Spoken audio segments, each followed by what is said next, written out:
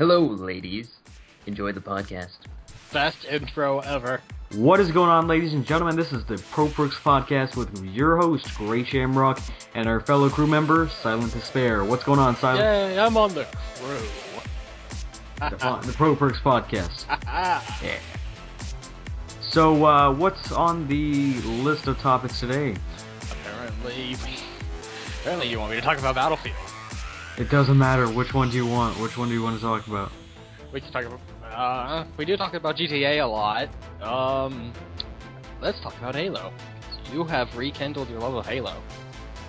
Okay, so recently, I think it was back in October, maybe August, they had on Xbox Live to Gold members, games free with gold, and Halo 3 was it. So I already had Halo 3, but I'm too lazy to get it out, play the hard copy, so I just downloaded it and I got back playing. And it's so different than what I remembered it to be. You have to lead your target, the compensation for bullet drop, or just bullet traveling. There's no bullet drop in Halo games. Not drop, obviously, but bullet speed. Bullet speed, yeah, is dreadful, and it's just so much different than what I remembered. Okay. I mean, what's your past with it? I know Foster. My past with Halo goes back to the beginning. Well, what was your favorite Halo? Go on. Halo 2. Elaborate. That's my favorite. Yeah. Halo 2 is my favorite just because it was the only Halo. Because it was Halo. I hated the ending of the campaign. Everyone hated the ending to the campaign. Yeah. But the fact that it had online multiplayer was the best thing ever. And I think I have like over 6,000 games between the two accounts I had at the time during Halo 2 played. And I played the ever-loving shit out of it. I mean, it was super flawed, but that's why we loved it. I mean, super jumping, sword canceling, rocket jumping. There's so many crazy exploits, not including mods. But mods were entertaining as long as they weren't being used against you. Which, if you got into like the mid to upper 30s, was nearly every game. And it was amazing. I practically have the entire campaign memorized because I had it. I didn't get the online immediately when I got the game because I got the game at launch. I was there at midnight, and I was in school at the time, and I was waiting for I was at school I want to go play Halo, and weirdly I came maybe an hour and a half before it launched. I was second in line to some guy that apparently had been there for hours, and I'm like, dude, I've been here for a couple minutes. I kind of felt bad for the guy, but he kind of seemed creepy, so I didn't. Alright. See, I remember different. I don't have that kind of amazing story. But what I do have is a hatred for Halo Reach. Wouldn't you agree? What's wrong with Halo Reach? I hate the campaign. I hated the multiplayer because the weaponry was just not. It was ugly. I hated Halo. It was absolutely terrible. For both those reasons. I haven't played Halo 4. I remember whenever when they announced it, it was so amazing. Everyone, oh my god, there's so much better player customization. Oh my god, there's so much better weapons, and you can actually call them in. Holy shit! But now that I watched the gameplay at what has it been almost a year about, right? Halo 4? Yeah, Halo 4. I think 2. Oh wow. It's been around a while. Yeah. Where's the time gone? But yeah, I really don't remember like I used to back at E3 2011, so it be, and. I don't know, Halo, I'm not saying it's a bad series now, I just remember, I remember that in Halo 3, that I used to have, a shit ton of good teammates, because I played with Clan, so it was always fun. Halo Reach was always a bit different, because I would play with, some YouTubers, and that'd be a different atmosphere, don't fuck up, otherwise you look like a dumbass on YouTube, you know what I mean? Yeah.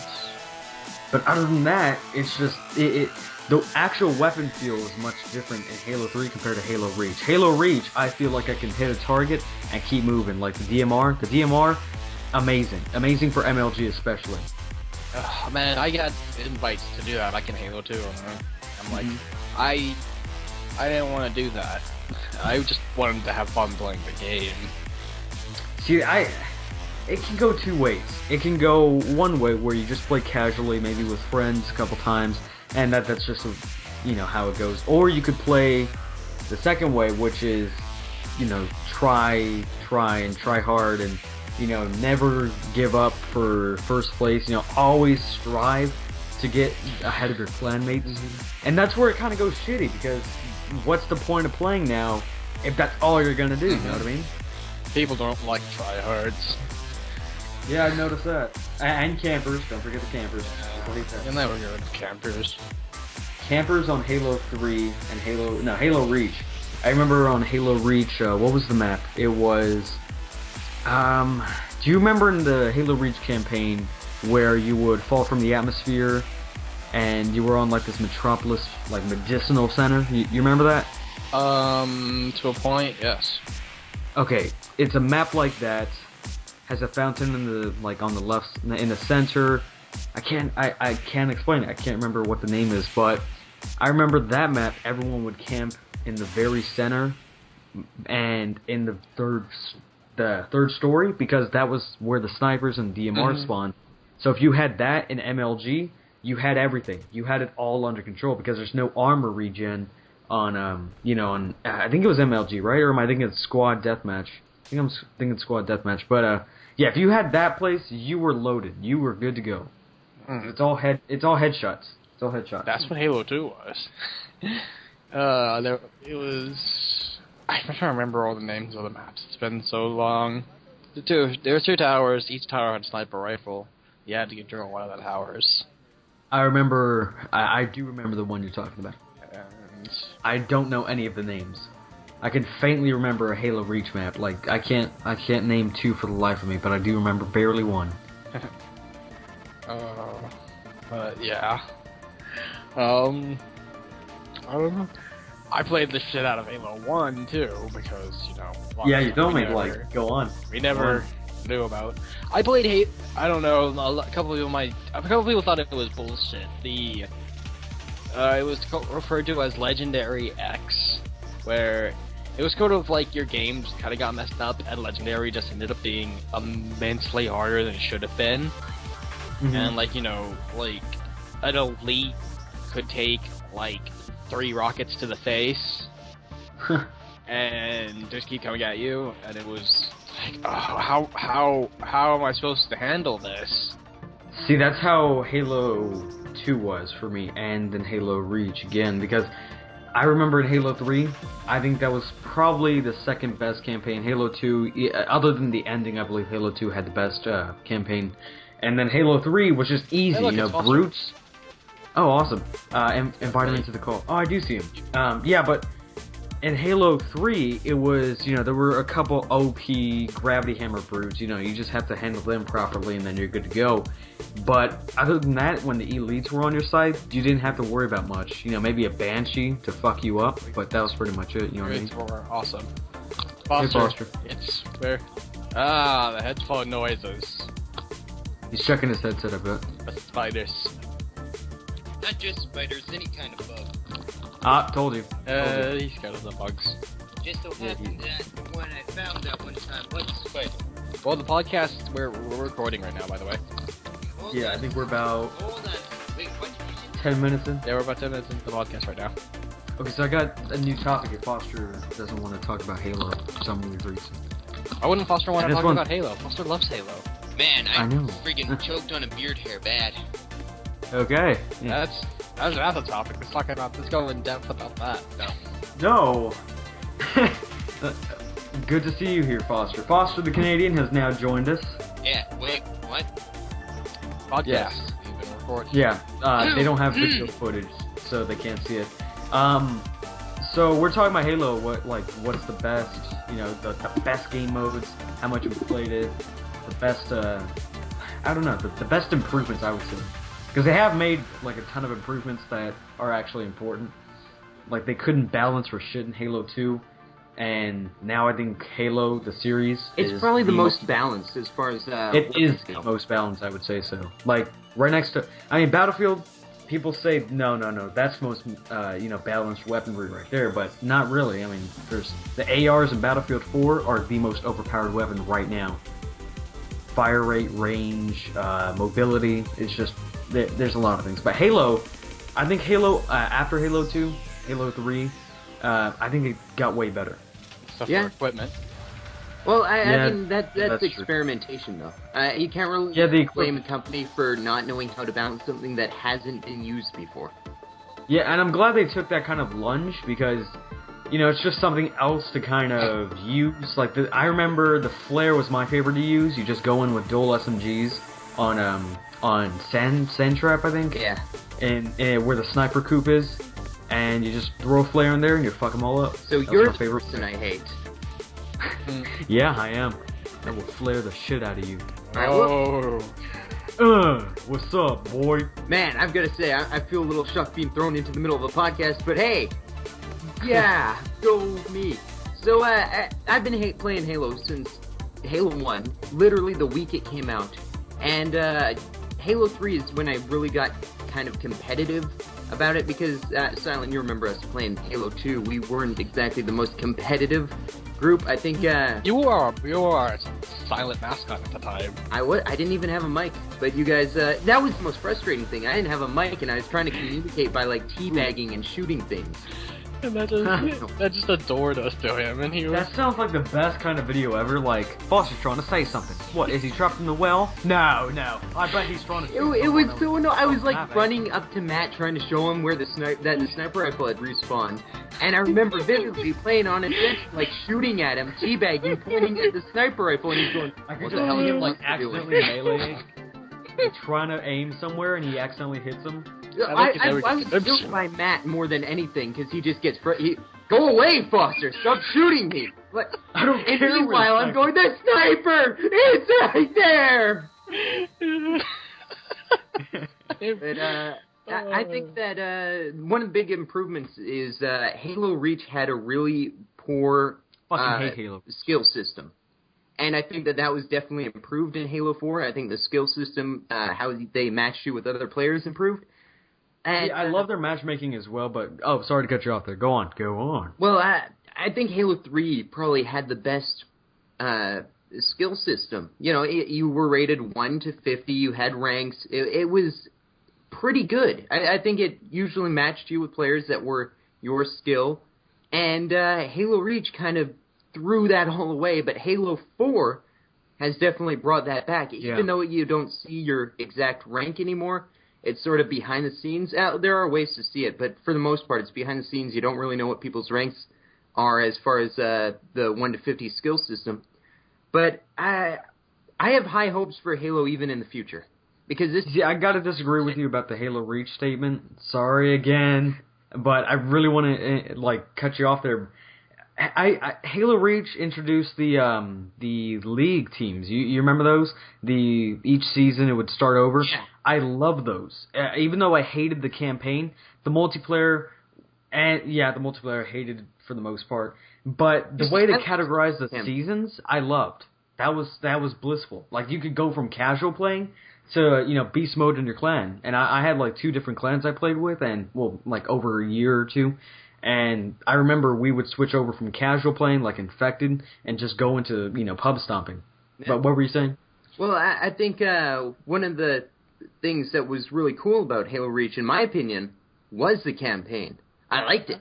And the reason is I like fighting elites.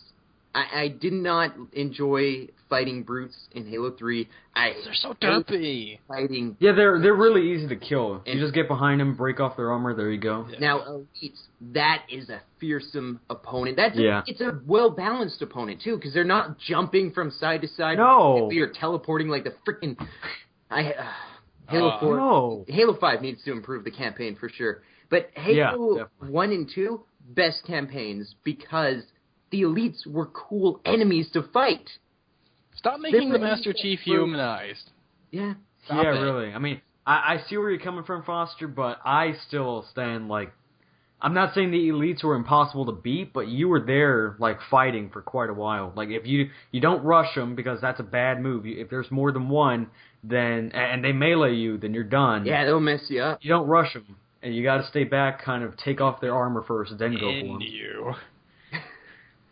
They will beat the fuck out of you and your squad. They do not care. All right, so since I'm kind of late here, how did the podcast go to Halo? What was the We train started of- on Halo. Oh, I was talking about how I got back into Halo because it was free for gold members. Yeah. And so I downloaded it, started playing. I actually played a match before here and got into a modded lobby. Like, one guy was modding, I mean. So that was pretty bad. On Halo but I think 3? it was...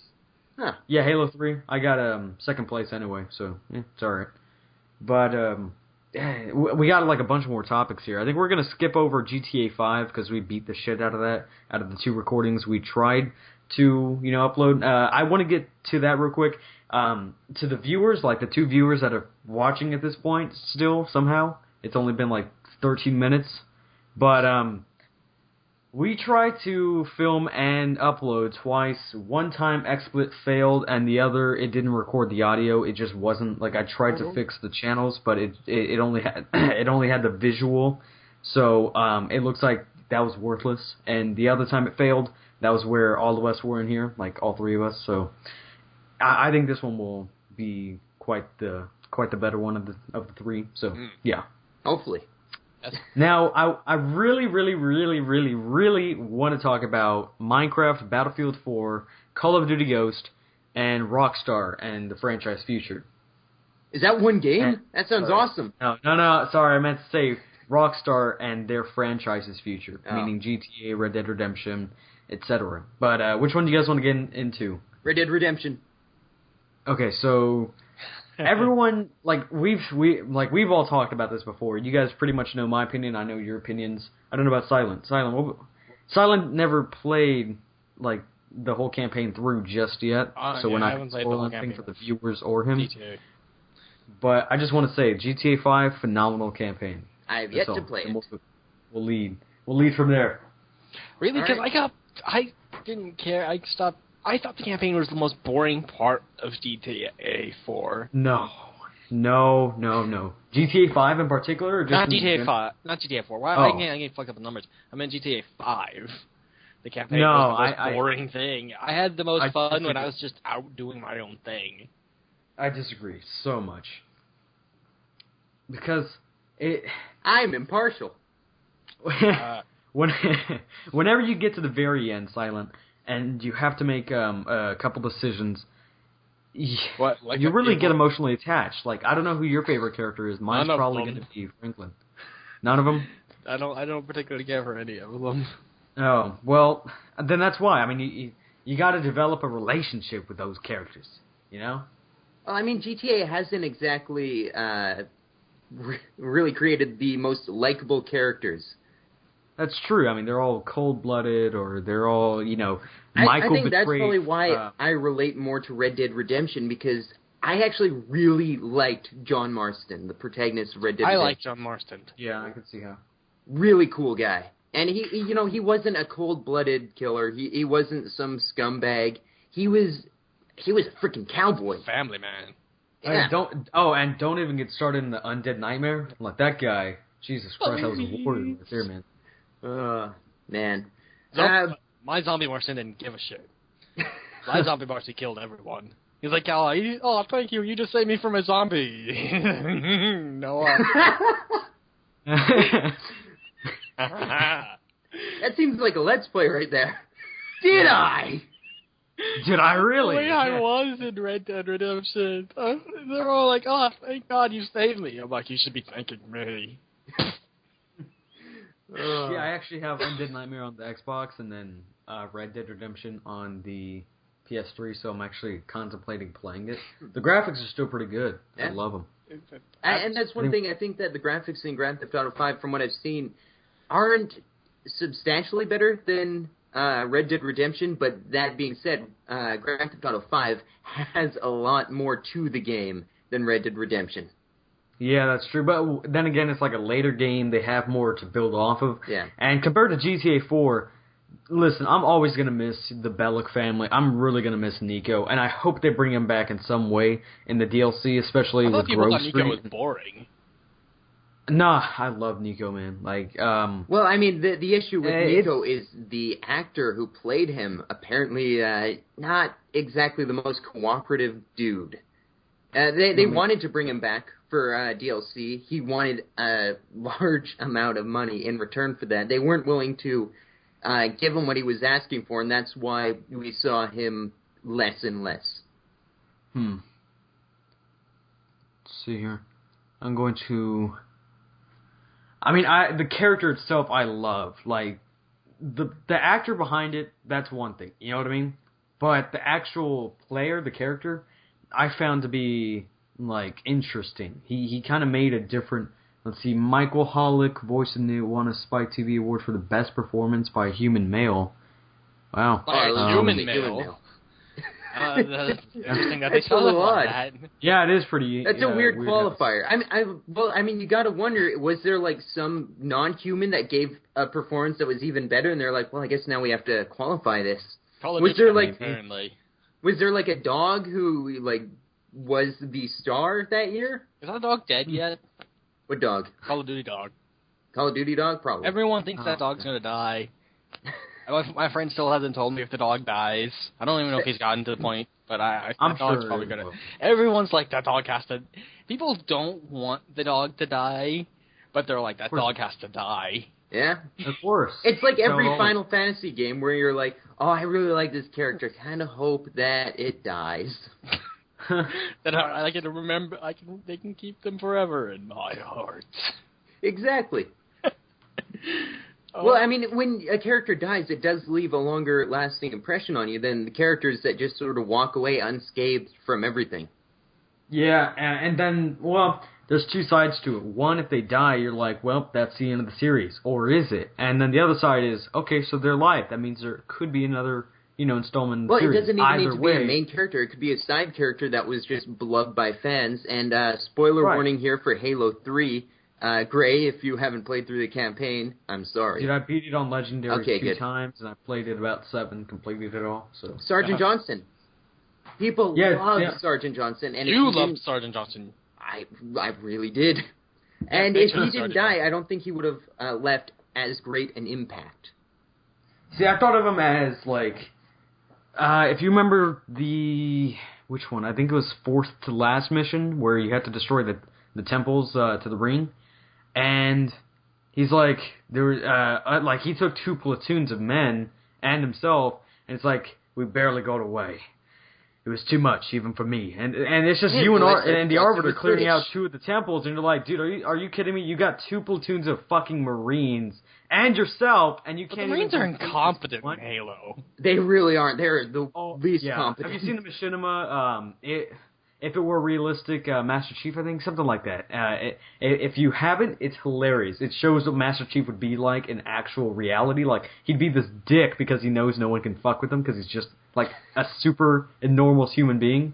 Or a Spartan, really. Yeah. So he knows no one can fuck with him. So he's just being like a douche. He'll trade, like, at one point in time, and we've all done this in the campaign, we'll trade our empty assault rifle for, like, a better weapon from the Marines. Actually, you know what I do is I get a rocket launcher and I give it to a Marine, because when you give a Marine a rocket launcher, they have unlimited ammo. Yeah, they're firing unlimited rockets. I love that. They never hit anything, but they don't really have to with a rocket launcher. Yeah, exactly. Sometimes they'll hit you. Actually, most of the time they'll hit you. That has happened. Maybe it's the way I play, but I tend to stay out of the danger area. I'm pretty long range in Halo campaigns. Yeah, see, that's how you're supposed to be, because with the elites, like we said before, if you try and rush them, and there's more than one, like I said, one's going to melee you, or one's just going to start shooting you and start backing up, because they are pretty damn fast. You've got to keep your distance and slowly pick them off. Yeah, whenever they implemented sprinting, that was when you can actually catch up to them. Because I remember whenever they would run towards you, you rather jumped in the air away from them, or you kind of strafed away. Or if they started running back, then you couldn't catch them. So that was really shitty. You're like, oh, come on, man. Are you kidding me? Fuck. I was always in a vehicle, so I just ran them over. Yeah, that's probably the best way. Until they plasma blast you. Well, that wasn't introduced until Halo. It was very rare as well. Yeah, it was very rare as well. Yeah. If they ever were to. Well, elites don't have plasma pistols. They don't. It's the grunts that you got to worry about. Yeah, the grunts. They're very annoying. I love them. What's the best weapon that they'll carry around? Steel rod cannon?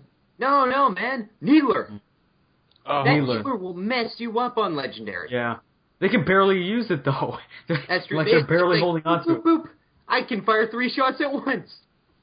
If they emptied their clip like the elites do, you'd be screwed. Oh, my God, yes. Yeah. But, moving on you remember in Halo 2 how the elites, sorry to interrupt you, but you remember how the elites would, like, constantly nade you? Yep. Jesus, man, that was hard to counter. What were you going to say? Well, are we going to move on from Halo now, or... Because, I mean, we don't really have a whole lot to talk about. There's not a new Halo coming out for a while. Yeah, sure, man. All right. What are we waiting on for the next Halo? Like 2015, probably? I'm guessing probably 2015. It might be late 2014. Could be a holiday release type of thing. I mean, they usually do release really close to the holidays. I think Halo 4 was it was about this time last year, right? What will surprise everyone and be like, Halo, well, what are we on now? 4.5. Halo 5. Xbox One launch title. It's like, what? It's coming out next week, people.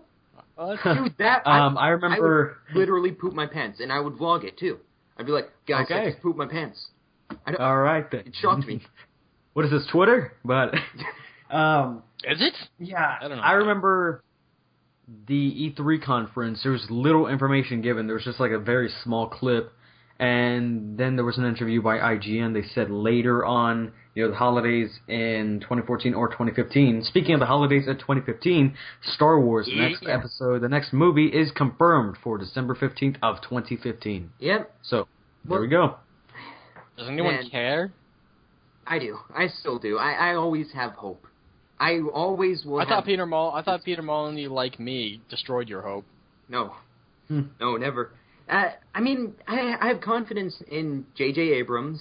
I'm not... Now that George Lucas isn't the main guy behind it, I feel a lot more confident. If it was George Lucas's Star Wars Episode 7, I'd be like, oh, come on, why? But because it's someone who's competent, I feel a lot more confident in the film. All right. See, I'm a bit torn because I'm a fanboy for Star Wars.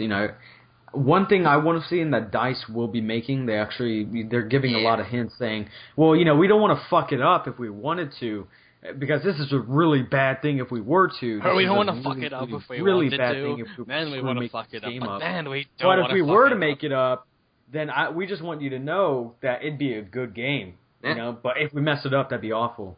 Yeah, they're giving you a bunch of hints. They're going to make the next They're going to make the next Battlefront, which would be amazing. You know what I would like to see? Star Wars Battlefront Bad Company. Wouldn't that be great? Didn't they already have a Stormtrooper game like that? I believe they did, actually. They had it wasn't as wacky, but they did. I can't remember what it was called, but I distinctly remember that game.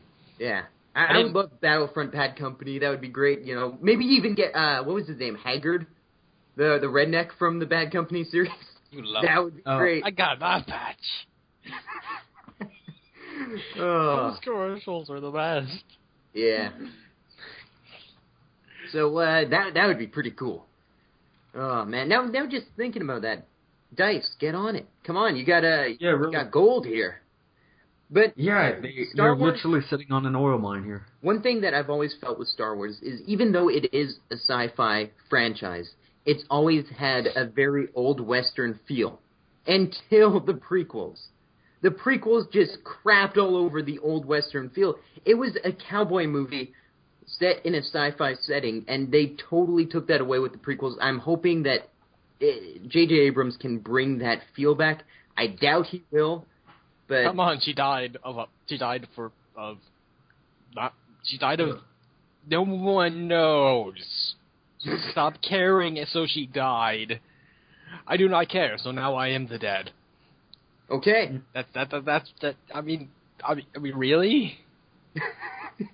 I mean, who bought that? Yeah. So, another thing is, can you really get that much... I don't want to jinx anything, but can you get that much worse than the prequels? I mean, come on.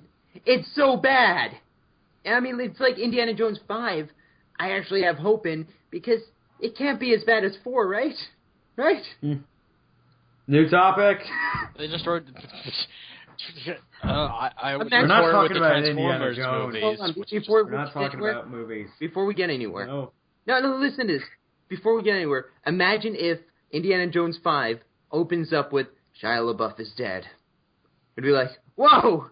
Unless cool. I get to see him being gunned down, I won't be amused. That's just how it starts. There's no context. It's just okay. Let's start the movie. Now Indiana Jones has to go find the guy that killed him and avenge his death.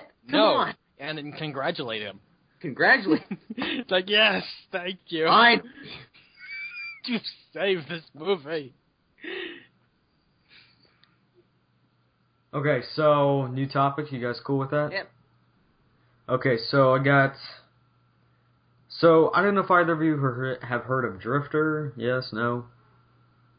The YouTuber? Yes. Yeah. Okay, this is a bad way to bring him up, but he plays. There's a guy that plays with him. He's a fellow YouTuber, pretty cool guy. Oh Lord O. Anyone heard of him? No. Okay, well, I play with him from time to time, and he's like really close with Infinity Wars, so he's a fan of Call of Duty, obviously, so he got Call of Duty Ghost. Well, they're gonna play it later on tonight, so this is how this topic got started. And he asked me, well, "Are you gonna get it or not?" And I said no. And I just thought about it. I'm not going to get it, but the fact that he has it, kind of influences me to get it. Because my crew that I play with on Black Ops 2, they have it. They played a lot compared to Black Ops 2 now. And I really am not a fan of Ghost as I see it already. I watch a bunch of the footage. Total Biscuit especially, he tore him a new one with the review. It was honest. So that's how he's not just jumping on the hate train. But the social, I think they make good games. That's not that. There's no doubt about it. I couldn't make art like that at this point in time, but I think they could also benefit just by saying that they, your friend has it, so the you're probably going to get it since your friend down the street has it. Your friends have. You get the consoles your friends have. Right. So. I don't know, but because I heard of this somewhere else. Some guy, one of the main guys at Infinity Ward does not consider Call of Duty players actual gamers. To be actual gamers, yeah. Because they just buy every Call of Duty game, and I'm like, did we cover that in a podcast that was released, or one of the ones that wasn't? No, I believe that was the one all three of us were in, and we didn't. It failed. Yeah, so that one. I don't understand how you could say that. I do, because it really, it's just, they buy the same game every year with steady increase. It's the kind of changes that would really just be added in like DLC. But like, nope, we're just gonna put it out again. Well, what I meant though is like, whenever your own manager and your own like the community manager, well. Tina didn't say this, nor did Vandahar. But whenever your own developers are saying, you guys are idiots for buying our game because, it's the same damn thing over and over. I don't think anyone. Not only is there something wrong with the developer, look, what he said was, and I don't know who said this in particular, but I know it was a guy developer. That says more than what he thinks it does. Not only is it making a bad impression upon Infinity Ward, and it's a bad example for game developers in general. It's also. Why the hell would you say that whenever the COD fanboys already hated on? I'm going to play devil's advocate here and defend the guy. Because what he said, and he restated it after, is if you're only playing one franchise, if all you're playing is Call of Duty, you're not playing Minecraft or Skyrim or any other franchises, if all you're doing is playing one franchise, are you really a gamer or do you play a game? Because in my opinion, a gamer has to be someone that plays multiple franchises and is interested in more than just one title. And I think that's all he was trying to say is if you just play one title, which a lot of Call of Duty players do, they just explicitly play Call of Duty, maybe a sports game every now and then, I don't know if you can consider them full gamers. And I'm not trying to be insulting with that. I'll go this route. I think you're making a good, advocate here, and I can kind of see a different perspective. I'll go the opposite when, say, they are casual gamers. They play with their friends or when they're high or whatever, and they're considered casual gamers. Does that consider is a casual gamer a gamer, or is it just a casual player? They have to be. And what's the difference between a player and a gamer? And they could don't be say a baller. Swear to God. They could be a hardcore Call of Duty player, but that doesn't make them a gamer, and it doesn't make them casual gamer. It just sort of it's a subcategory of its own. I think that maybe we're using the blanket statement for gamer to cover a lot of things, but we're not entirely sure what the actual definition is. What is a hardcore gamer? Is it someone who plays one video game many hours, or is it someone that plays lots of video games over a period of days? It's something that we don't really have a definition for, so it's kind of hard to say, he's a gamer, he's not a gamer. And until we either create a definition for it or just throw that out the window, that's the way it's going to be. I guess it's subjective, because I can be a gamer and only play Mario when it first came out, on, the very first Mario. Yeah. And am I a gamer at that point? You know what I mean? I guess it's subjective, but at the same time, you just made your own fucking community look bad, dude. You're not only calling out your own gamers that support you and, like you, you're calling out your own developers, because you just said you're playing the same game every year after year, and you're here bitching about it. I mean, come on, tell us something. What do you want? You're not only saying you're buying the same game, you're saying we're offering you the same game. We're not innovative. We're just offering you this on this platter and saying, here, do you want it? No, back in it goes. That's all it is. That's what you're saying. Innovation. I mean, there's a lot of things we can get from that, and of course the guy got backlash. It's obvious. That being said, what would you say has been the most innovative, legitimately innovative franchise? The franchise that every iteration feels fresh. Does it have to be in the FPS genre? No. Any genre. Because I would think that you would consider Elder Scrolls up there. You'd consider Grand Theft Auto up there. I think Grand Theft Auto, definitely. Whenever they threw in the 3D, the actual 3D over-the-shoulder third-person kind of thing, that was super groundbreaking for the whole community. But then again, there's a lot of things that were groundbreaking for the community besides Grand Theft Auto, besides Rockstar. What I do like is the diversity in the teams in Rockstar. There's Bully, there's Red Dead Redemption, there's Grand Theft Auto. There's so much diversity. I don't know, if we're talking about one franchise, you can't consider that, innovation, because that's, 3 different types. You could say Madden. I'm just kidding. I think you're just about to get bitch slapped telepathically by Silent Bill. When fans what the fuck are you talking about? Same teams each year. Bam! Yeah. I've been playing the Dallas Cowboys each year. They ain't changing. They're all shitty, both in real life and Madden. What you talking about?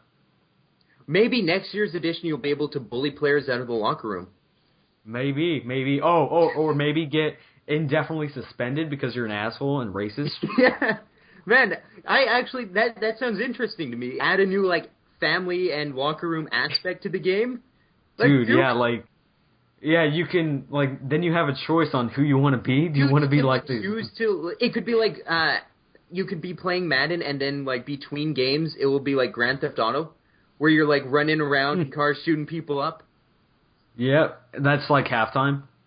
That's not even between games. It's between halftime. It's Celine Dion's performing. I feel like going to shoot up people. Yeah, wait. Yo, number 44, you mind getting us a car? Yeah, sure, home dog. And he goes off he has all this gear on. You have no idea who he is. Jacks the car, comes up. Who are you, and why are you stealing this car? That'd be kind of awkward. At that point, he doesn't have a gun, but he's geared up. You can't beat him up, because if he wants your car, get the fuck out of your car, because there's nothing you can do to that guy with your fist that can actually hurt him. That brings me to the weird fact that in GTA 5, the taser is considered a handgun, so if you point it at people, they flip their shit. Yeah, I noticed that. You know what? I also noticed that if you do that in real life, that's kind of illegal. Yes, but it doesn't make sense. It's like you're in a car, and I'm pointing a taser at you. You can do a drive-by with tasers. That's so funny. Huh. Well, is it the really kind of taser that needs to? Is it the kind of taser that shoots out the wires at someone? Yes. Oh well. No. But it's, they're in a like, sealed it shoots and then it car. See, it's you can do a lot of things. You can go the lethal way, which is like sometimes it's lethal, sometimes it's not. And it's always lethal. No, not with a stun gun. But whenever you're stealthing around, you can knock people out. Whether it's a player model thing, you can use your elbow and hit them right in the spinal cord and fuck them up, or you can just hit them. Like, you ever do that? Have you ever seen them use both their arms and hit them on the sides of their head, and for some reason that knocks them out? You can do that, which is not lethal, or you can just use the fucking stun gun and be completely unlethal or non-lethal. There we go. I run around and shoot people with a stun gun, and it always kills them. I don't know about that. It's not that Every detailed, time. All right, I would like to quickly give a shout out to YouTube. My video's been out for 3 hours, and it has yet to release it to the public. Shout out to scheduled uploading, which never seems to work. I wanna talk about YouTube real quick. So over the past week, starting I believe Wednesday, and I'm sure you guys have already noticed it, Google Plus has been forcibly implemented into fucking YouTube. It's so bad. And I'm thinking right now, three things. I'm thinking, if you want to be successful, force people to use your shit. Don't even give them an option. Force them to do it. Though, from marketing standpoint, from a company standpoint, this is probably a really good move. From a consumer standpoint, they had to do it. It was a dying social network that nobody liked because it's too damn complicated. I don't think you could call it a dying social network. Anything that's connected to Google, I wouldn't really call dying at this point. It's too complicated to use. You have to have a mic or a webcam, well, a mic at least, so people can hear you, to really use it to its full potential. There is that's what Google Hangouts is. The podcast really on Skype now. Yep. Yeah, I mean, because Silent here is afraid of social networking, but well, I mean, look, I was preparing this. The other two things, backslap right there. Silent, I'm just joking with you, but the last two things is I'm thinking, look, it's a dying social network, whether or not you want to say that. Okay, if it's connected to Google, sure, you have a good point. It's Google. There's nothing dying that's connected to Google. It's a life tree.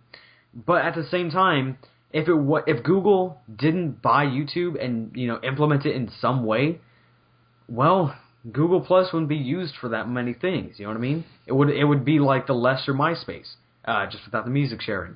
The third thing is this.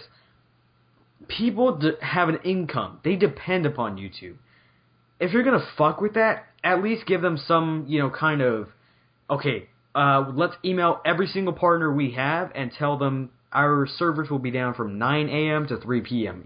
Tell them that at the minimum, have some kind of communication, that we're on the same ship here, and if we're a sinking ship, you're also a sinking ship, you'll know, but for the most part, we're on the sinking ship together. That should be a thing. It's not, so sit in the back with all the other people and sit down, shut up, and we'll be there, later. That's not how it's supposed to be. It's supposed to be a business kind of thing. That's what Google does. They're a business. I can bitch about something because I'm entitled to something if I bought something from you. That's, entitled's a bad word apparently, but, does this make any sense? Entitled is definitely it makes sense. It's, it's kind of hard to be mad at YouTube when it does allow me to do what I love to do. But, man, it's such a complicated love-hate relationship. It's, on the one hand, it allows me to share content that I've created with hundreds, if not thousands of people. On the other hand, boy, do they make it difficult to enjoy. And I hate to say this. Well, actually, I don't mind it, but... You'd love to say it. Say first. I do. I will say it. They have improved it. It used to be uploading, it wouldn't be your fault for the most part. Your internet could be shit, and that could be, a culprit. But for the most part, if their servers were not, up to date, if they weren't able to really upload your video, You couldn't upload it. It wasn't your fault for the most part. It was the server's fault. It was legitimately the server's fault because YouTube did not have that kind of capability just yet. Nowadays, you could schedule upload. You can privatize a video and then, publicize it before it's even uploaded. That makes sense. You now have, it's no longer uploaded as soon as it's done uploading. You now have to click the button saying, okay, upload now. Yeah. So I like that part. But at the same time, scheduled uploading. Fix the broken things. Fix the broken things. Fix broken schedules. Sub boxes. Uploading. I've already told Foster this, and he one-upped me. I'm like, man, I want my 100 views videos back, and he's like, I want my 1,000 view videos back. And I'm like, okay, you win. Yeah, you win. I'm done. You won. Yeah, it's. If YouTube started out the way that it is currently, I don't think anyone would have a problem. The issue is it used to be better than it is now. How do you go backwards? How do you say, we have this great product that works perfectly, and then just tear it to pieces? And I think that's the issue. There are parts that are improved. Yes. There's a lot of parts that are worse. They took steps back in one way, like in some areas, and then took steps forward in some others. Like social networking, they took... Once again, I hate to say this because they fucked up YouTube by doing this. They did implement social networking into it by using Google+. So they took some steps forward there, but they also took steps back by you can no longer integrate branding or, you know what I mean? Like there's no more customization that you used to have like 9 to 12 months ago because it wasn't that long ago, like 9, 10 months ago. We were back in the old, nice, awesome layout. It was so awesome. It was perfect. Now, it's a mobile device. Then, sub boxes were still broken. They broke sub boxes 2012. August 2012. Every YouTuber can look back at August 2012 and see the dip. Yeah, especially me. I was a starter YouTuber. Sorry to cut you off. I'm sorry. This is an awesome conversation. We have, all three of us are alpha speakers. But sorry to cut you off. But the sub box. I was a growing YouTuber, right? I was, I'm not arrogant in any way. This is just the truth. I was growing in, subscribers. I was really doing well in views. 60 views is the minimum for Call of Duty videos, and I was doing great with my montages, like absolutely stunning. And just like Foster said, you see the dip. You literally see the dip, especially in subs. Still today, people are unsubbed from your channel for some odd reason. I was unsubbed to Two Shot. That's messed up. I've been unsubbed to you for like a bunch of times over the years. Like I'll look back at it. If they track my computer, they put cookies on it, and I don't delete them, they'll unsub you. And then I'll go to like a video I recently watched, like your Outlast videos, which me and Silent commented on, are fucking phenomenal. That's what I said. He said that we're awesome, so I'm better. But yeah, but you can look back and see the shit. I lost my train of thought. Go on. Just by complimenting you, I lost my train of thought. Yeah. Well, I mean, you can just keep complimenting me. I think that's just lost train. Jesus, that was bad. A lost train somewhere. That's bad, guys. That's bad. We don't know what kind of cargo was on there. Yeah. Oh, fuck. Well, I mean, what we were talking about was the dip that occurred. Like, I used to be able to release any video, get hundreds of views. And I felt like my content was continually improving. I felt like this year, 2013, I've released the best content that's ever been on my channel. But I've gotten less views this year than I did last year. That is not right. I have more subscribers. I should have more views because I have more videos.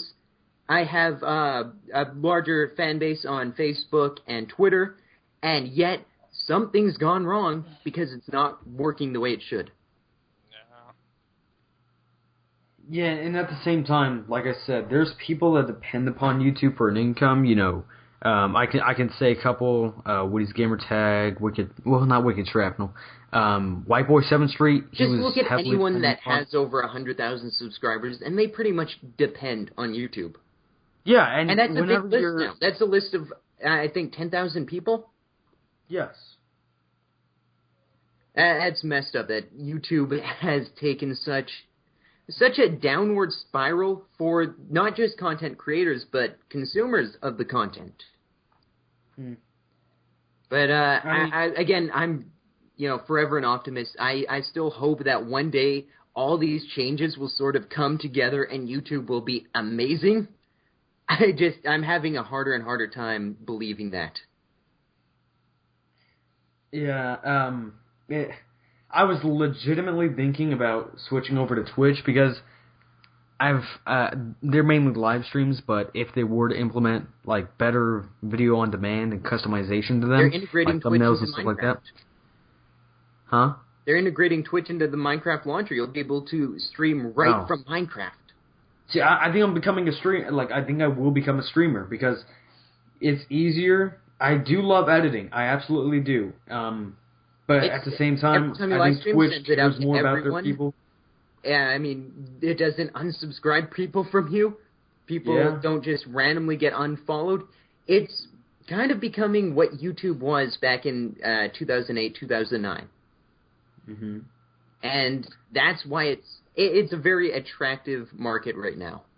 Especially for someone like me. You can bet I'm going to be streaming a lot more on my Xbox One. That comes out in a couple weeks. Probably, like a week from the time this podcast's uploaded? Something like that? I don't know what day it is. 11/9 is when they'll probably be watching it, so... Alright, so 2 weeks. That'd be Saturday. Yeah, so not bad. And, see, I really am actually thinking about streaming now, so go on. Well, I'm going to be streaming too. We can do dual streams. Sounds awesome. You can stream from Minecraft. We won't cross the streams. You can stream from your Xbox One, your PlayStation 4. Hell, I mean, at this point, why not stream from your 3DS too? Stream from everywhere. They're incorporating it into everything, and it's great for the community to see this much support for what we do. And YouTube is not showing the same thing. You can't stream to YouTube from your editing software, from your capture cards, from your Minecraft launcher. Yeah, I mean, there's so many different things as well. Like, I support people better on Twitch, I feel, than on, YouTube. Like, I have a friend, Neptura, and he loves streaming. Pretty cool, like, pretty awesome streamer, in fact. And it's way easier just to tweet out his channel link than it is to, like, put him in the sub box. Oh, sub box? Yeah, that'll work. Right, that'll work. Yeah. Yeah, I do feel that the mobile, like, I don't know if you have mobile Twitch, either of you, it's garbage. It really is garbage. Awful. You can't search for anyone. That's the worst you part. have to, you have to still go over to the browser, and I don't know if you can with a Windows phone, but I don't think you can with with an Android or an iPhone. But you can't browse them through Google Chrome on your phone, so you have to use the mobile thing in order to watch it. And if it's not on the front page, like StarCraft, World of Warcraft, or especially League of Legends, you're kind of out of luck, man. Yeah, how am I supposed to see, two-shot streaming like Don't Starve? It's impossible. Yeah, I mean, at the same time, they're really making improvements. The community is becoming the catalyst to it. With all of us, and we're bitching about it. So what? That we kind of have to. That's the one bad thing that we favor. can say about it right now, really. I think we're helping them, really. That's what we have to do right now anyway, if we want to make sure that they do the best they can do. And right now, they really are improving. I mean, one of the coolest things is my new capture card. I can stream to Twitch directly from it, and there's very little latency. I used to stream like way back on my old capture card, and it took 2 minutes from what I do to actually reach the stream. Now it's maybe 10 seconds at its worst. And that's why I love doing game night on Halo 4, Halo 4 game night. Check it out, twitch.tv/FosterTheCanadian. I'm getting Xbox Live Gold again, so that will start up. Yeah, go check that out. And it makes it a lot easier than YouTube does. And that's why you see it on Twitch. Yeah, Someone's I'll talk to you more about this. Is that? Why don't you talk about the keyboard? It's all of the keyboards. All of the keyboards. Ooh. Who are we talking? Someone was Stay on smashing around on the keyboard. My bad. I'm sorry. What kind of keyboard you got? Just a normal Dell, man. I use a normal Dell, normal Logitech mouse, and I believe I'm going to be arrogant right now, but I believe I am probably one of the more elite in the community because I really don't actually have any special equipment whatsoever. I really don't. The only thing, aside from microphone and everything, which we do have that is special. Yeah. The only thing that I have, though, is really special is my headset, which is Star Wars The Old Republic Razer headset, which the community actually chipped in and bought for me back when my mic broke, like 2012, before YouTube went to crap. I went, I can't record videos with you guys. I'm sorry. And a chip-in page was started for me, and people actually got me this headset, and it was like the height of what YouTube could be for me. It was really heartwarming to see people who cared enough about my content to be like, let's get Foster a headset so we can keep going. See, that's one of those things where it's like, that's where people used to really, how should I say this? They really cared for their content provider. They considered them a friend than another YouTuber, if that makes any sense. You know what I mean? Yeah. So I think overall the community has changed, both for the better and, inevitably, it was going to happen anyway. There's no stopping that there will be a different community in 10 years, a year, etc. But I'm glad that it did, it was the way it did. It was the way it was first. So that way people had the good impression first, and that kind of got it started. Yeah. Now, I don't know how to if we could flip it around profile. so people had a bad impression, but now it was really good, I think I'd like that. Yeah, I would too. We can talk about hate forever, but I think here's what I propose. And although they fucked up the comments section, I can't fucking make a comment, and I'm pissed off about it. Oh, man. What's I can't tell you how much I'm pissed off about it.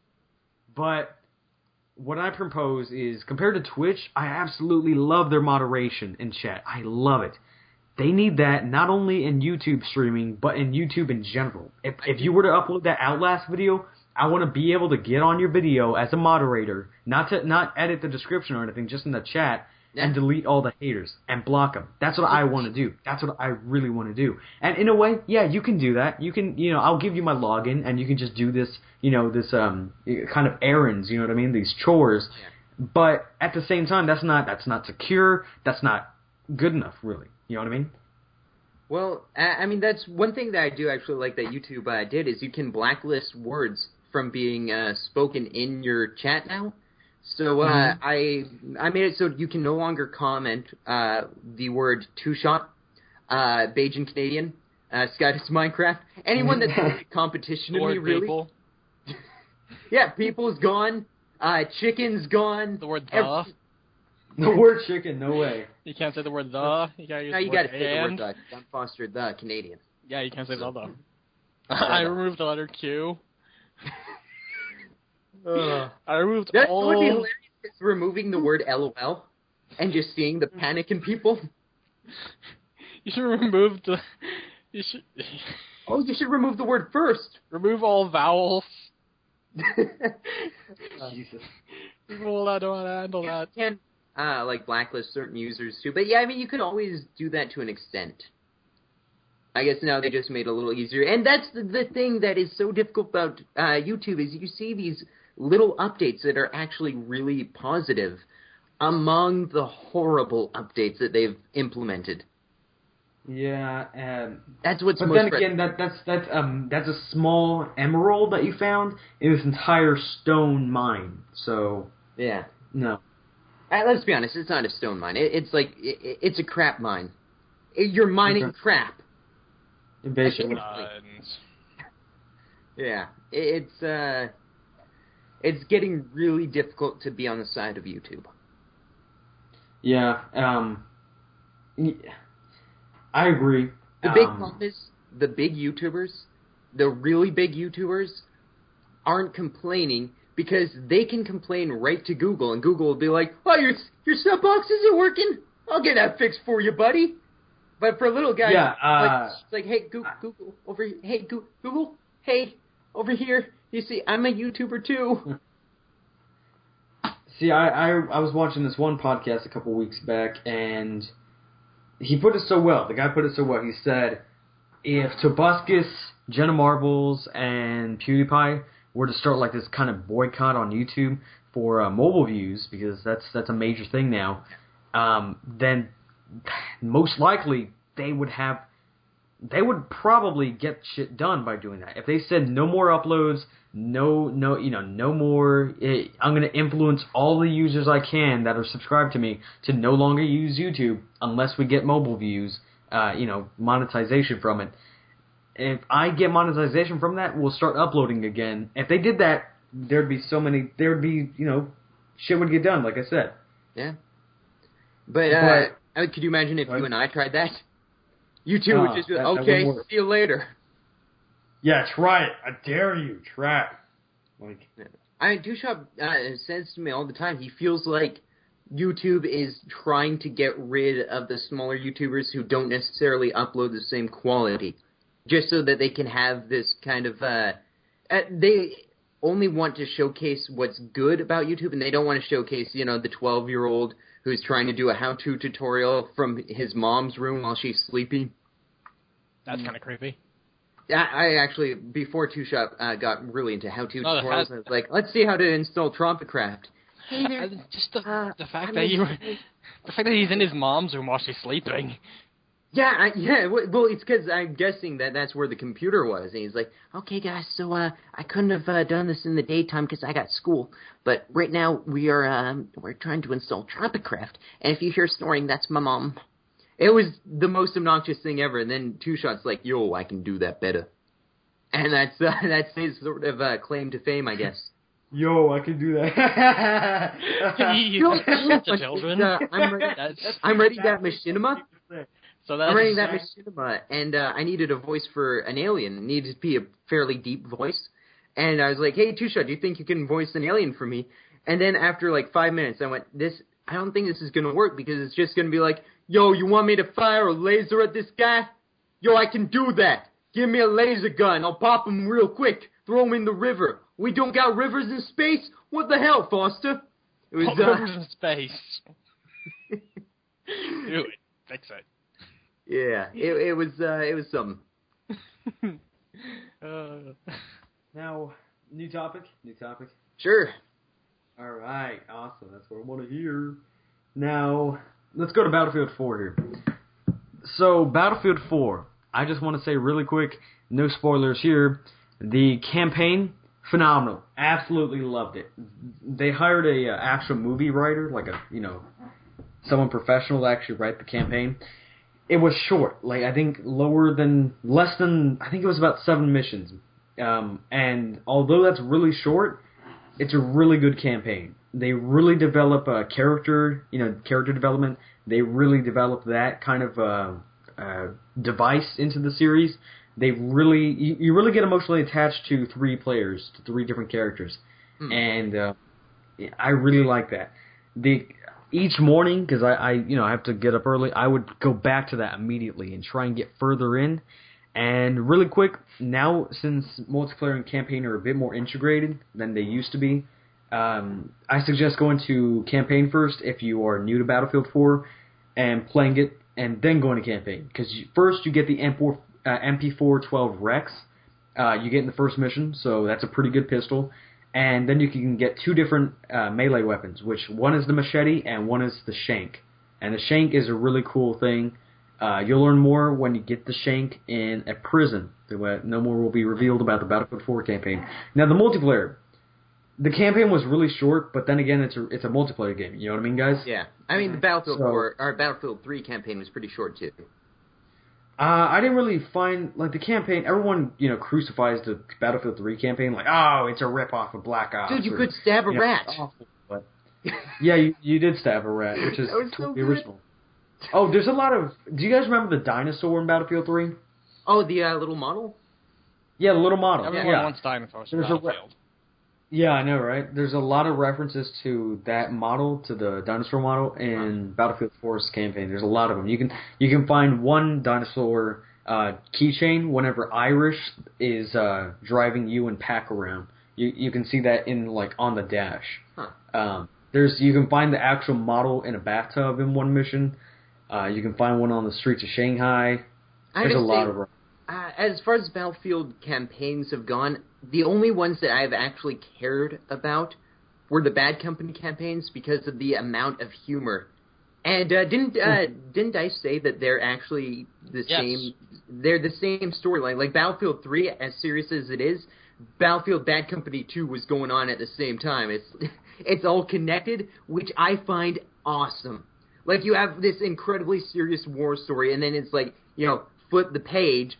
And it's Marlowe and Haggard, running in, shooting planes, making fun of different movies and joking around about Predator. I love that. That whole scene in the jungle, or that whole level in the jungle, was possibly the funniest moment in any first-person shooter ever. It's literally 4 guys going through a battlefield shooting people. They're not talking about the war at all. They're talking about movies. They're making fun of other franchises. It's amazing. Oh, I love their hit on MW2. Well, what are they gonna do? They're gonna give this case to a bunch of.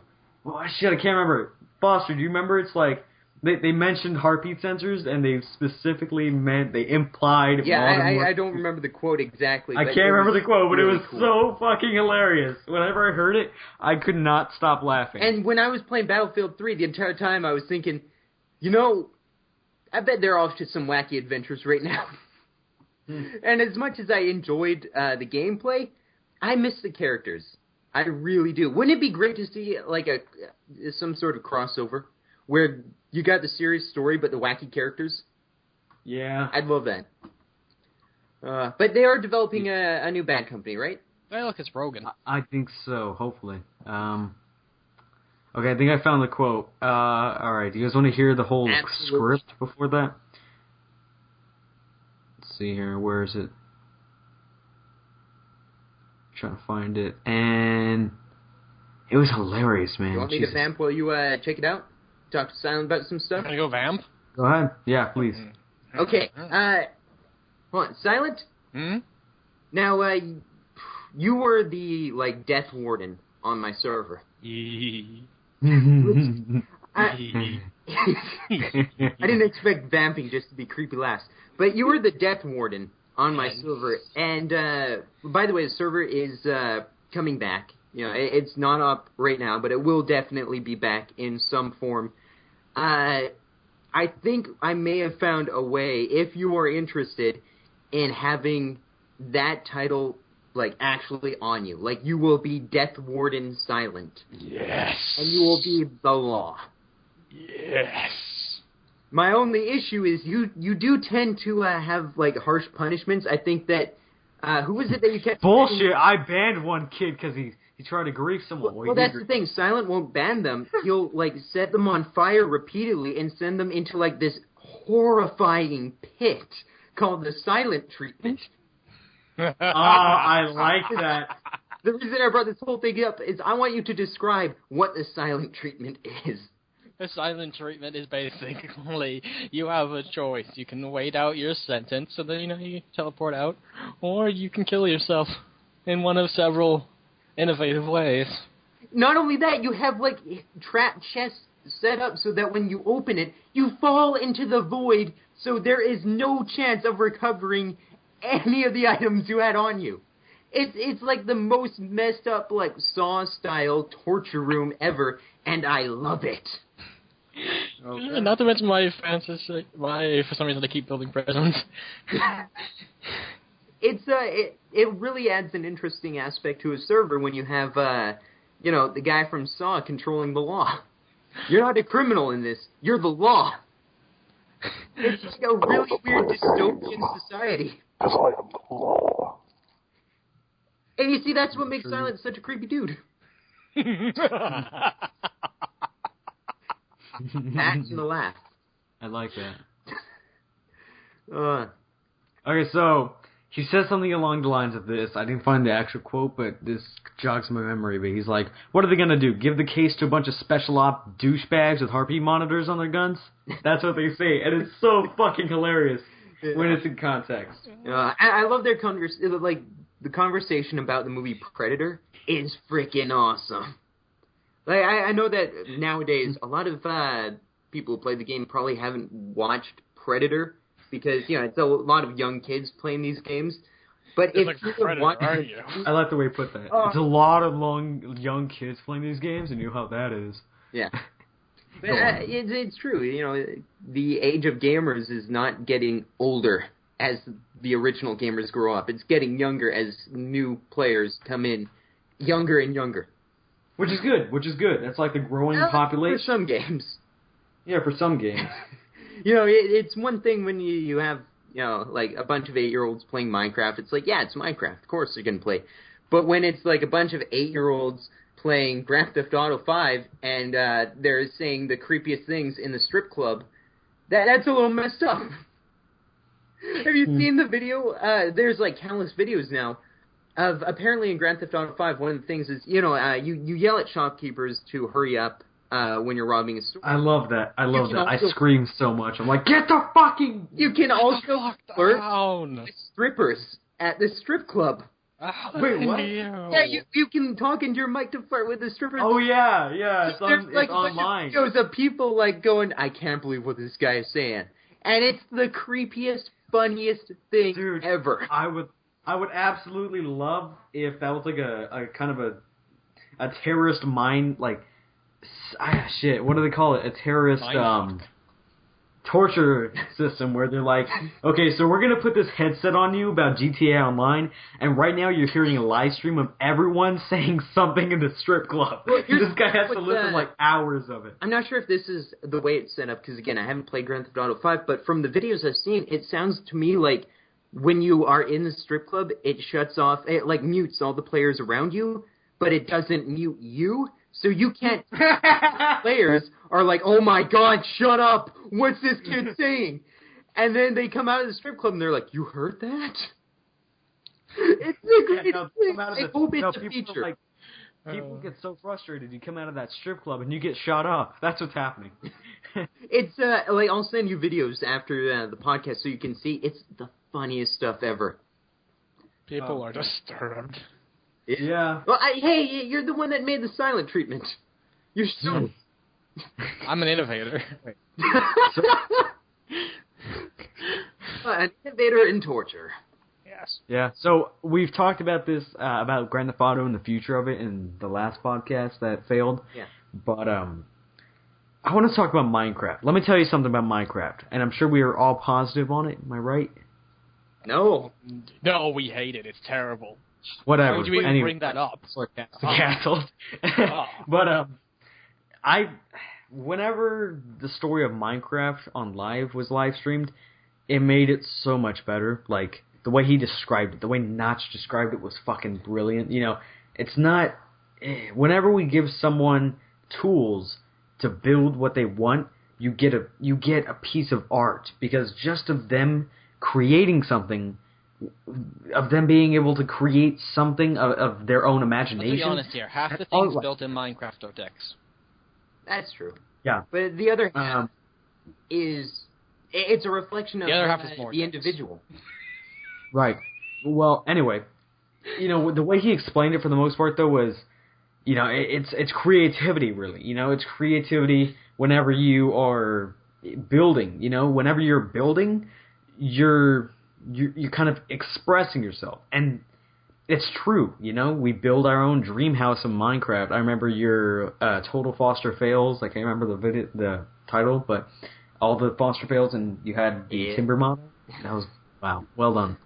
But, yeah, the way, I'm wondering, because the way I said it back in 2011 whenever I did a Let's Play for Minecraft, I said it this way. I said it, look, guys, by the time... Higher pitch voice, though. Yeah, way higher pitch.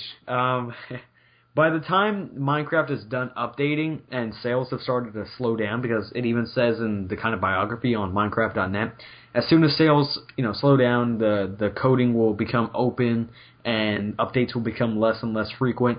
Whenever that happens, we're going to see a blocky Skyrim. There's going to be more types of food, more types of vegetation, and dragons. We're definitely going to see dragons. And I was right. We saw the Ender Dragon in 2012.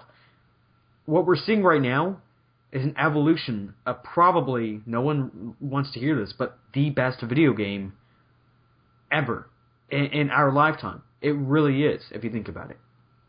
It's a massive sandbox. It has.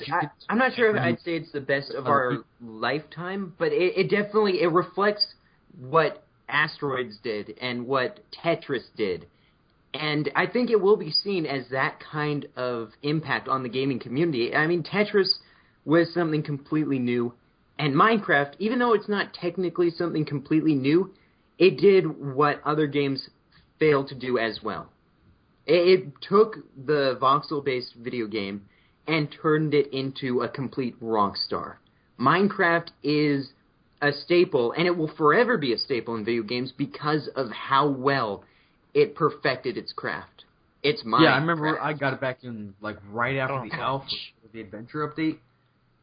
Man, it was so different. It was so fun. It was scary as well, because, you don't want to fuck with those spiders, man. You'll become you will legitimately become a arachnophobia after you're done playing. Arachnophobia. Yeah, we don't need to correct everything. But the one thing that... That was just funny. What really affected me the most with Minecraft is when I started Minecraft, usually when I start a video game and it's very strange and foreign to me, I'll look for comfort. And especially with Minecraft, being able to build, I said to myself, I'm going to build something that's familiar to me. I'm going to build something that I can recognize that will make me feel a little more comfortable in this strange, weird world. I never built it because I was immediately comfortable. I immediately felt at home in Minecraft, and that's something that a lot of games can't do. When you start Skyrim, it's like, I don't know where home is. I don't know where to go. Everything's scary. When you start Minecraft, it's, everything's scary, but you know where home is. You know how, because you make it your home. That's the thing about Minecraft. Everybody that first starts to play Minecraft, first you play it for 24 hours straight, one second you get it. And then you stop playing it, and everything in the real world looks like Minecraft. Yeah. I mean, you start to go to sleep thinking, if I can, quickly pick up my bed and move it over there, I can place a block up. Oh, wait, no, that's not how the world works. And slowly, as you play it more, your mind transitions to, okay, this is a video game. It's not reality, even though it's nothing like reality, but it completely warps your view of reality. Yeah. It's a lot of the best video games do that. I mean, you look at Portal. When I first started playing Portal, I started looking at, buildings, and I'm like, I can get up there if I shoot a portal down here, and oh, right, that's not a real thing. And that's what really shows what a great game can be, is when it starts to seep into your subconscious, and it starts affecting your real-world thoughts. And although, that's portrayed negatively by the media, I think it's something that's kind of beautiful. See, that's what I'm saying. It's a work of art, really. You can say that about a lot of games. Video games as art. Yeah. No, wait. Can you say that again? The American government qualifies video games as an art form. Yeah. They actually, I think you guys remember, but this past summer, late in the summer, they also finally recognized MLG as a... Now I call bullshit on that. As an international Olympics. I call bullshit on that. Well, it's not really athletic, but it is. It's kind of it's a sport in the same way that chess. Golf is a sport. Well, or chess, but in that you're not really physically exerting yourself, but it does take a lot of talent. And I think the question again is the definition: is sport really something that defines something that's physically exerting, or something that defines what is challenging? I believe the definition of sport does actually involve physical effort. Well, I could look it up.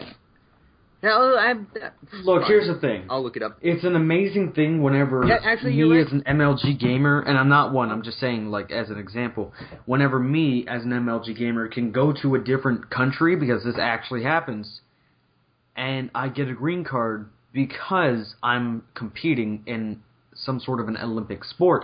Whether or not you like calling it a sport, it's kind of a great thing. Like, we're not only being a bit more open about these things, it's no longer just a leisure hobby, but it's now something that's much more than that. People now recognize it as something that involves talent, it involves work, because you actually have to practice. If you're competing with a team, like me and Foster here and you are competing in Halo 4 or Halo Reach League teams, we have to practice. Call outs are one. We have to practice actual shooting. Halo 3, Halo whatever, Call of Duty, Battlefield, these are just some of the FPS games I can think of that require actual practice.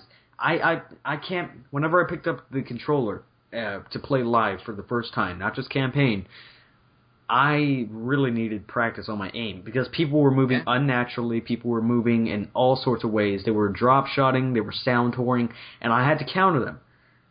So one way I did was, camp a bit more, be a bit more accurate whenever you are, and, things, Was close it in. Like, I feel kind of weird imparting my advice on how to play video games, but the thing that I learned that made me a better gamer is never, especially in first-person shooters, never quit on a kill. Like, don't stop shooting because you're like, I've died multiple times by doing that, even on console. Because most of the time, if they have your number, you're going to die anyway. But there have been plenty of times where it's like, they have my number. Oh wait, now they have to reload. This is my opportunity. If I would have stopped, I would have been screwed.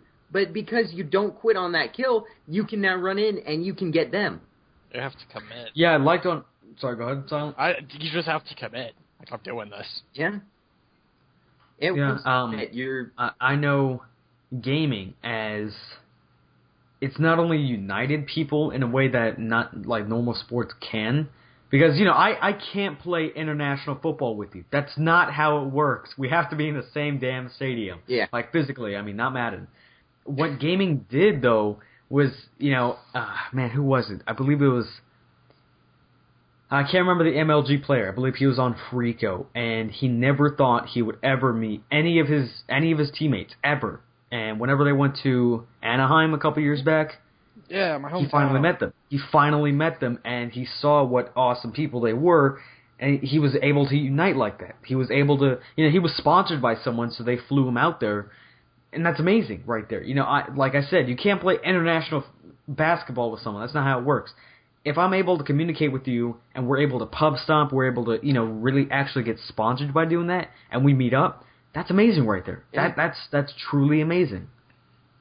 And I'd like to take this moment to brag about something. Go on, you conceited Canadian. 3 consecutive months I was the number one centerman in the there. world at NHL 13. Just want to say.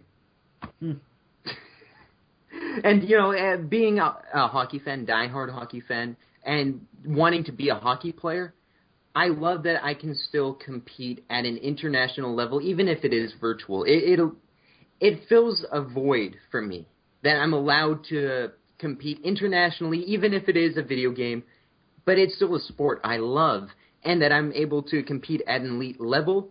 That's beautiful. Yeah. It's awesome as well. It's a whole new way to really do things. Like, social networking and globalization is seen as like a beautiful thing. Gaming is a part of that. That's a part of social networking and globalization. Now that I'm connected to someone in Iraq, that's an amazing thing right there. And you could argue, you're kind of a shut-in for doing it. Well, not really, man. Like, I'm not getting actual communication from the outside world or anything. Weirdos. The outside's overrated. Yeah, of course, but you are still getting social interaction though, and I think that's you are. the point of it. And I watched this one guy, Boogie2998, and I don't know if you guys have ever heard of him. I gotta say I enjoy his regular commentary. I love his sketches. When I don't, his character that he plays, where he's this loudmouth super nerd. Love it. Right. Love it. Yeah. What I was going for was like one of his more inspirational kind of things, and he talked about anti-socialism. Things how like that's. Studies showed that anti-socialism, shit, can't talk today, is as dangerous as morbidly obese. Yeah. Being morbidly obese.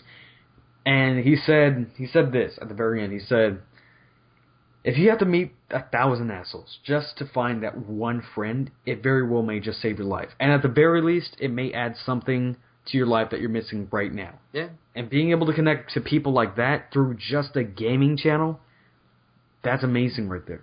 You know what I mean? Like, Foster the Fridays. I absolutely love that series. Bring it back! Everyone fucking send him stories! I want that damn series back. Yeah, send me stories. I want to hear about people's problems. I want to hear about how people's problems get fixed. I want to hear Foster give advice. So send more stories. Don't send him sex questions. I banned him from answering sex questions. I don't listen to you. You're not my king. You're not the king of me. I'm your master. Off the That's fucking podcast.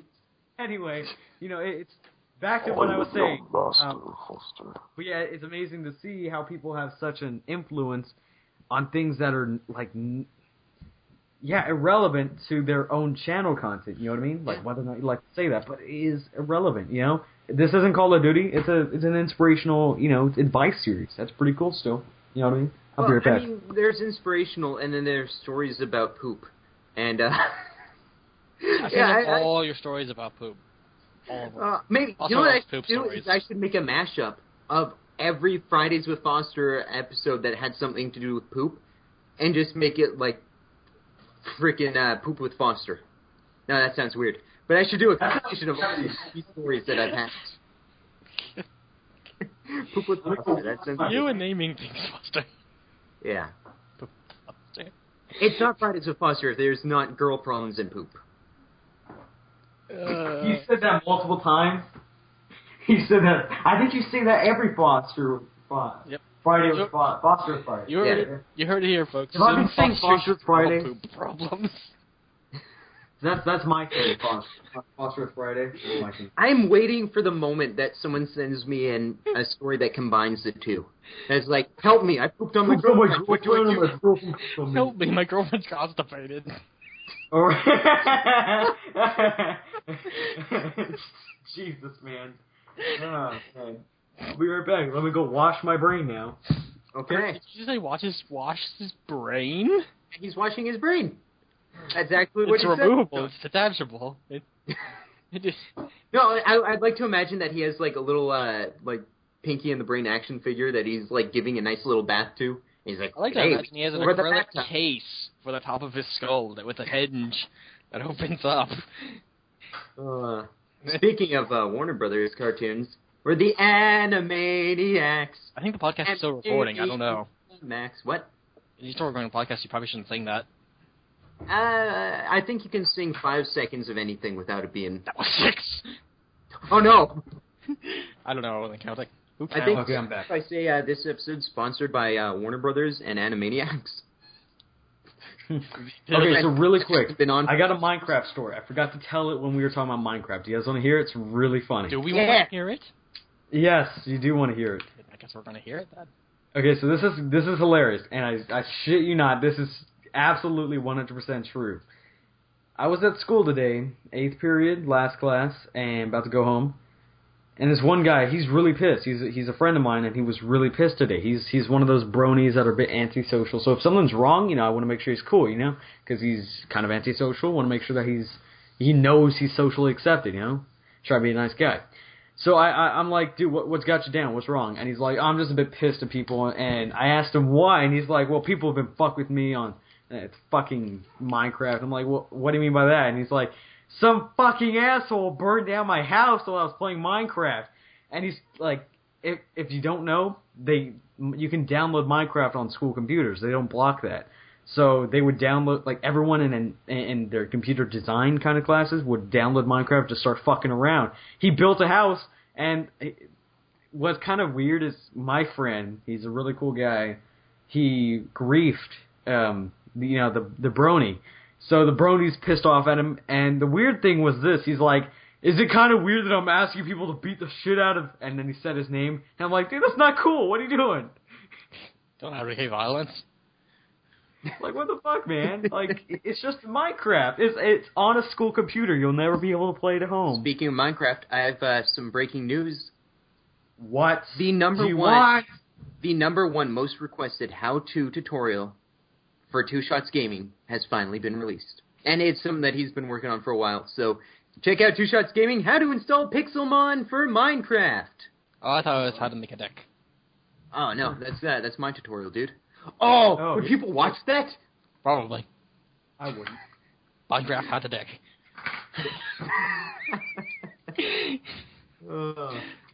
I've The actually internet's thought about- faster. Yeah, You'll maybe I probably get a shouldn't bunch of say this, Indian people trying to watch, looking it up and stop. Maybe I shouldn't say this during a podcast, but I had an idea where I would make a video how to install any mod for Minecraft, and the entire video would just be linked to Two Shots' channel. I'd be like, if you have any issues, contact him. Yeah, I can't believe Dude, you you should off. do that. Nobody's watching right now. You're good. You're in the clear. Make it. If you guys Now want me to we're- make it, I'll make it. Do it. All right, I'm doing it. Doing it. We're an hour and a half exactly into this podcast. That's Sweet. Foster doesn't have a can-do attitude. Can do. Says I will watch the shit out of that video, and I'll be like, dude, like I'll post it on Twitter, I'll post it on all the social media sites I have followers on. I'll get Olordo. Maybe Olordo will kind of help me out, and maybe he'll tweet it out to 10,000 people, and I hope he does that. And if he does, Yeah. dude, make sure you give them the wrong way to install, so that way they all have issues. Well, what What you gotta do So is they you all gotta turn the contact keyboard you. upside They're down. like, hey man, my Minecraft jar shouldn't be labeled "How to Be a Dick." I think something's wrong. I should just have like You see that I wall should next title to you? the Put a files- hole in it. I should rename all the files in my jar like Two Shots Fault #1, Two Shots Fault #2. Yeah, like your own server will be called twoshotsfault.org or something. Like, want to come play on twoshotsfaultcraft.com? Come on by. You should come on by. You should really. But before you come on by, make sure to message Two Shots Gaming on YouTube that he fucked up. Make sure you tell him that, and then come on play Minecraft. I'll make sure to invite him on. Silent, are you as baffled by It's about it. accent as I am? I'm Don't unsure worry. of what I'm hearing right now. So I have this is off topic, very off topic, but I have different accents. Off topic, then I can't understand accent. Foster, I know you can do an amazing accent. We know a guy that can do an accent. Wink, wink. And I can just do evil. I think you Hold on, before you get to what you're saying, I think that Silent should show his evil accent real quick. I've done it already in the podcast. Yeah, Do I know, it! but now you got to showcase, my brother. You're not brother. You a bitch. Do it. The cow jumps over the moon. Good God! Right away with the spoon. Oh, I want Enough? to walk away from my computer.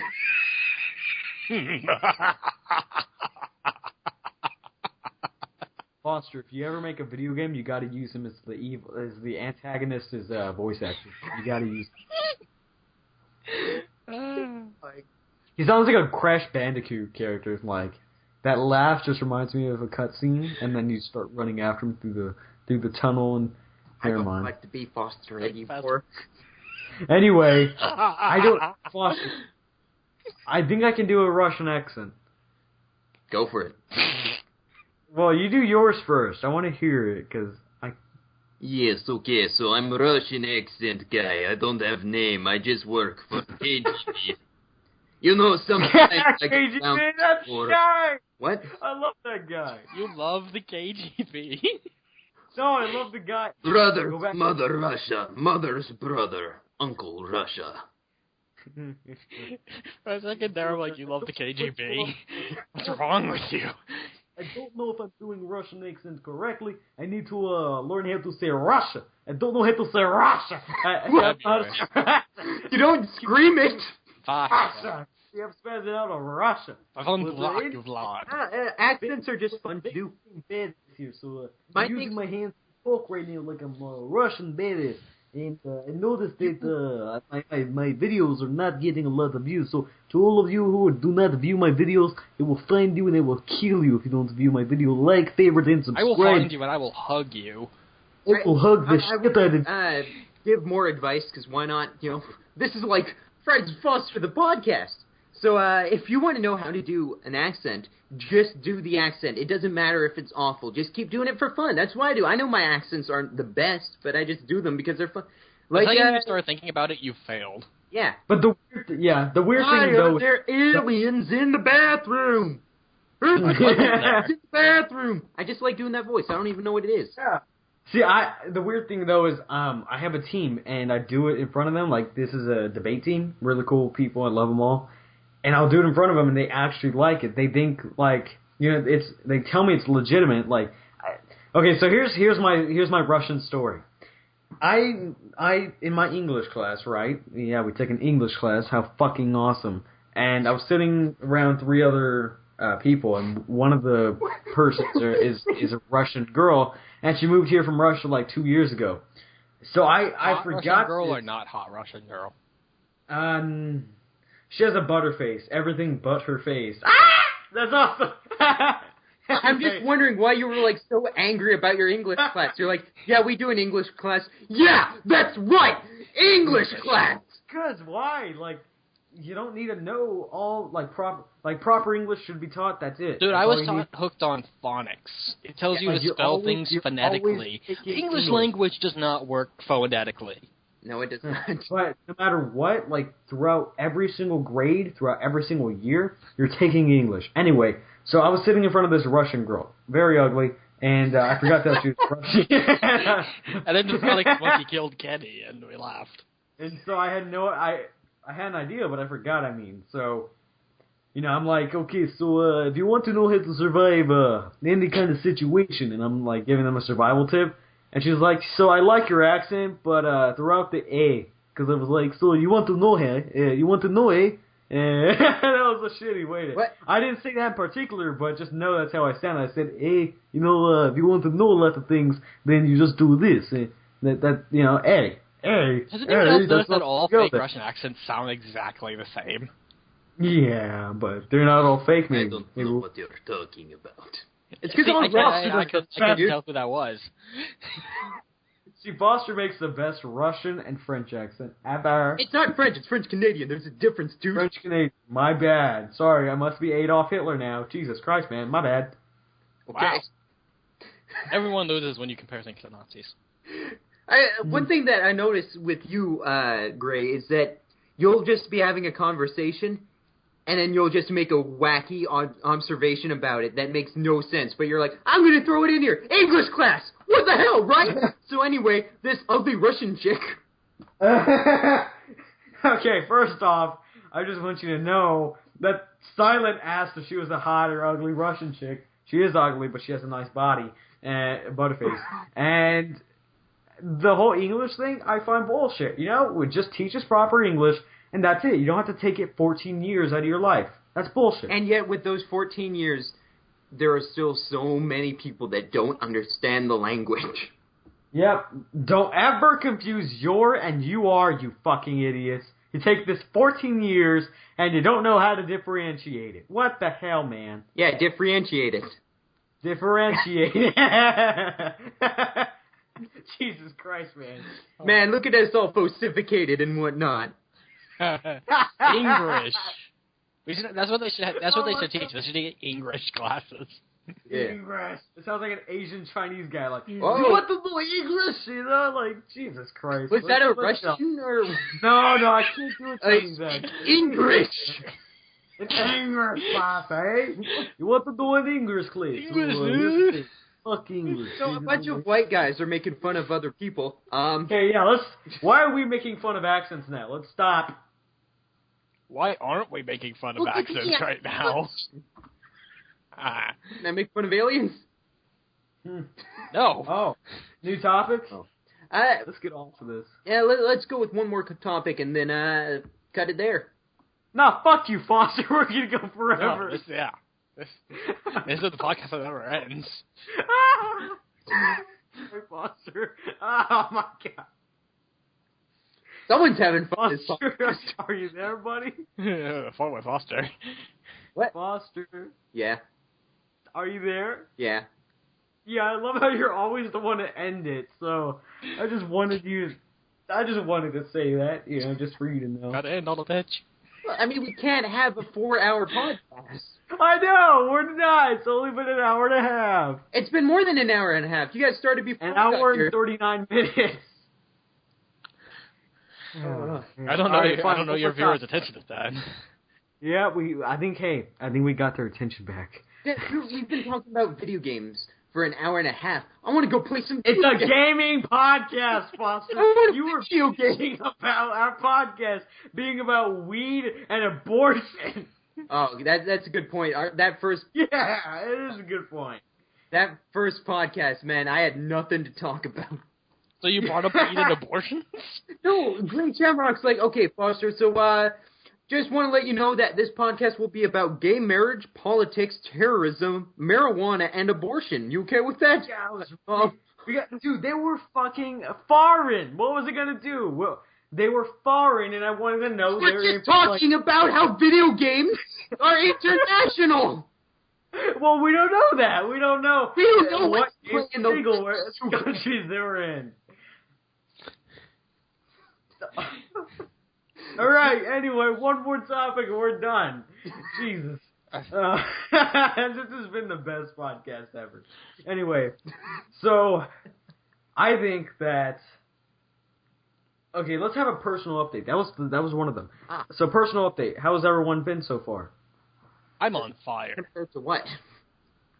Well, Compared to being on fire. Well, we rarely talk throughout the week, which is a bad thing.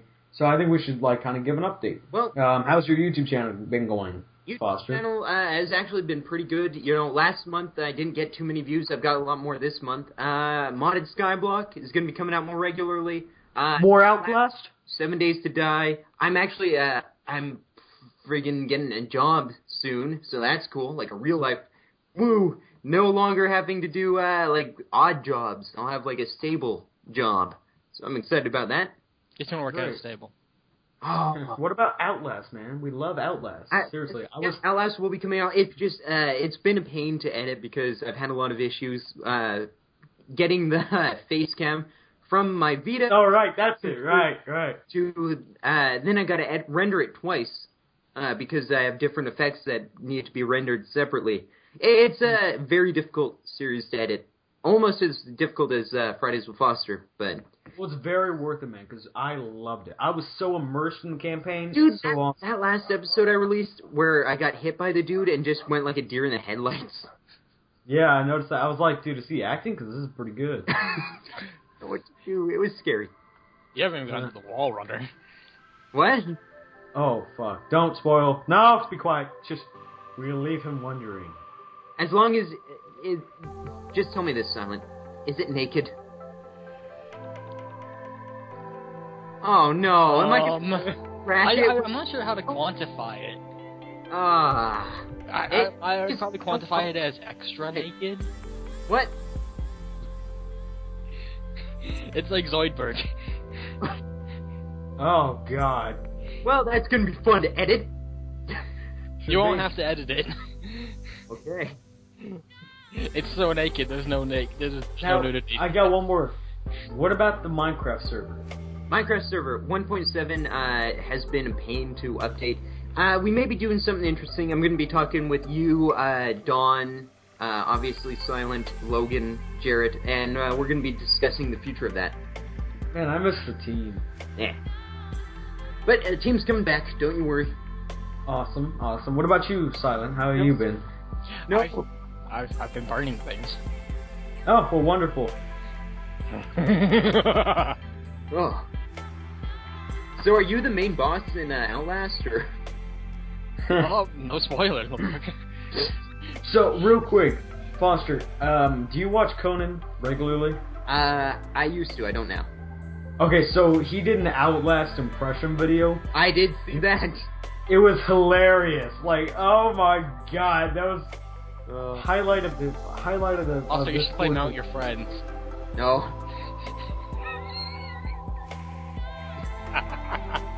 I want to see Foster play Mount Your Friends. If any of you want to see Foster play Mount Your Friends, send many emails to Foster telling him to play Mount Your Friends. Dude, there's too many, like, wiggly dicks in that game. Yes, and people love spinning dicks. Uh, You don't have to censor it because and, Gray, what about you? What have you been up to? Okay, so I recently am trying to get back into YouTube. You know, I really fell off the wagon here because of academics, and I'm gonna have a War Thunder and maybe another Tom Clancy video coming out later, and another Battlefield 4 video coming out sometime Monday, maybe Tuesday, maybe even this weekend. And I'm gonna do another free-to-play concept video, hopefully tomorrow. Hopefully it'll be uploaded tomorrow, right next to the podcast.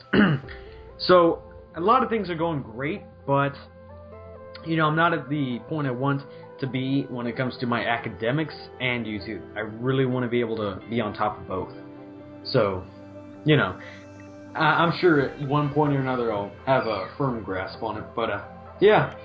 Now, really quick, you need to make a video to get more stories on Fosters with Fridays. we need to record more going back? hypotheticals. Because I love Fosters with Fridays. That's such an amazing Hey, Gray, do you series. want to do you want to be in a hypothetical? What's that? Hypothetical battles. What's that? Oh. It's something that hasn't existed yet, but kind of has. Well, Yeah, it kinda has. It's something that we can't really explain over the course of a podcast. Yeah, but Alright. we Yeah. can do one after this. Does Foster, do you want to do one after this? I want to play video games. It is a video game. Oh, come on. Maybe. It's a video game. We need to record more so you can actually put them up, because we keep having dead grandpa problems. That was sad, dude. And it was so... We were recording a video, and halfway through, our good friend Logan had It is to... kind of our fault, because he was the Reaper, I was Diablo, and you were Jiglag. Well, it's not our fault. Halfway through the video, Logan left, and he got news that his grandpa died. So we couldn't exactly finish. I'm blaming the entire topic of that battle on that. Okay. Because come on, it was an evil battle. Anyway, Something was bound to happen. I just picked the Prince of Madness. Your guys' fault. So yeah, it was a bit of an issue, to say the least. So yeah, now that we've brought everyone listening to this point down, I hope you guys enjoyed watching. Yeah. So I didn't even get to do an intro this time. What was the intro like?